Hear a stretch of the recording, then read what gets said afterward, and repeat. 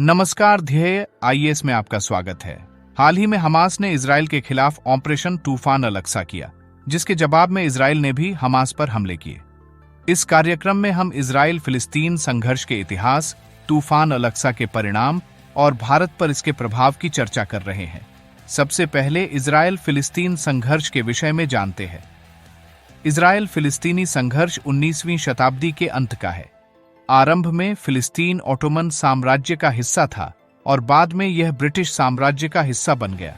1948 को इजराइल राज्य का निर्माण किया गया था, जिससे पहला अरब इजराइल युद्ध शुरू हुआ। 1949 में इजराइल की जीत के साथ युद्ध समाप्त हो गया था और इस क्षेत्र को 3 भागों में विभाजित कर दिया गया: इजराइल राज्य, वेस्ट बैंक, जॉर्डन नदी का और गाजा पट्टी। 1967 में 6 दिवसीय युद्ध में इजराइल ने पूर्वी यरूशलेम और वेस्ट बैंक के साथ साथ अधिकांश सीरियाई गोलन हाइट्स, गाजा और मिस्र के सिनाई प्रायद्वीप पर कब्जा कर लिया था। 1987 में गाजा और वेस्ट बैंक में इजराइल के कब्जे के खिलाफ पहला फिलिस्तीनी मुक्ति संघर्ष हुआ और 1993 में ओस्लो शांति समझौते पर हस्ताक्षर किए गए। बाद में 1995 फिलिस्तीनी प्राधिकरण का गठन हुआ। अगर हम इजराइल की सैन्य स्थिति को देखें तो सैन्य दृष्टिकोण से इजराइल हमास की तुलना में काफी मजबूत है, जबकि हमास के पास एक निरंतर अभियान के लिए संसाधनों की कमी है। इस संघर्ष के भौगोलिक रूप से सीमित रहने की संभावना है, क्योंकि फिलिस्तीनी प्राधिकरण अल-फतह द्वारा नियंत्रित वेस्ट बैंक और हमास द्वारा प्रशासित गाजा पट्टी के बीच विभाजित है।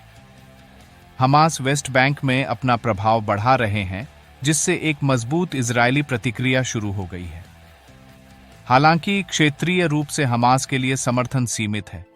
मिस्र गाजा का एकमात्र अरब पड़ोसी है, लेकिन इसके मुस्लिम ब्रदरहुड के साथ अपने पिछले जुड़ाव के कारण हमास के साथ तनावपूर्ण संबंध है। कतर को छोड़कर बाकी खाड़ी राज्य हमास को अस्वीकार करते हैं। इसके अलावा आर्थिक बाधाओं और इजराइल एवं खाड़ी राज्यों के साथ संबंधों को सुधारने के प्रयासों के कारण तुर्की का समर्थन भी सीमित है। हालांकि ईरान ने लंबे समय से हमास का समर्थन किया है और ऐसा करना जारी रख सकता है।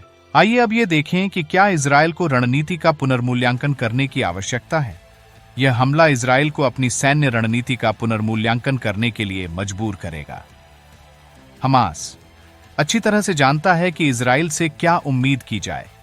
जैसे ही जवाबी हमले शुरू हुए, हमास ने फिलिस्तीनियों और अन्य अरब राज्यों से इजराइल के कब्जे को हटाने के संघर्ष में शामिल होने का आह्वान किया।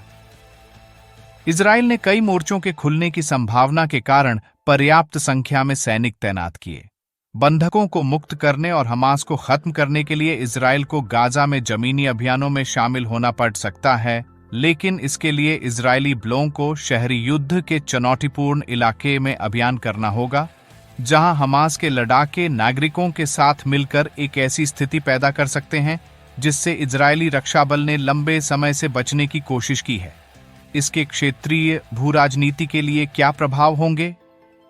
हमास न केवल इजराइल फिलिस्तीन मुद्दे में प्राथमिक मध्यस्थ के रूप में, बल्कि इस क्षेत्र में उभरती हुई यूएस रणनीति के विघटनकारी के रूप में भी खुद को स्थापित करना चाहता है। बाइडेन प्रशासन सऊदी अरब और इजराइल के बीच सुलह की वकालत कर रहा था, जिसमें संभावित रूप से रियाद के लिए सुरक्षा गारंटी और नागरिक परमाणु प्रौद्योगिकी शामिल थी। अगर यह समझौता साकार हो जाता तो ईरान और हमास हाशिए पर आ जाते। हालांकि इजराइल पर हाल ही में हुए आतंकवादी हमले ने इस योजना को पटरी से उतार दिया है। जैसे इजराइल हमास और अन्य आतंकवादी समूहों को जवाब दे रहा है, सऊदी अरब संभावित सार्वजनिक प्रतिक्रिया के कारण निकट अवधि में संबंधों को सामान्य करने में संकोच कर सकता है। आइए अब ये देखें कि भारत पर इसके क्या प्रभाव होंगे। हालांकि भारत तूफान अल-अक्सा से प्रत्यक्ष रूप से प्रभावित नहीं है, लेकिन तेल की बढ़ती कीमतों, प्रवासी भारतीयों पर प्रभाव और भारत मध्य पूर्व यूरोप आर्थिक गलियारे जैसी आर्थिक परियोजनाओं में संभावित व्यवधान के कारण भारत को कुछ नुकसान अवश्य होगा।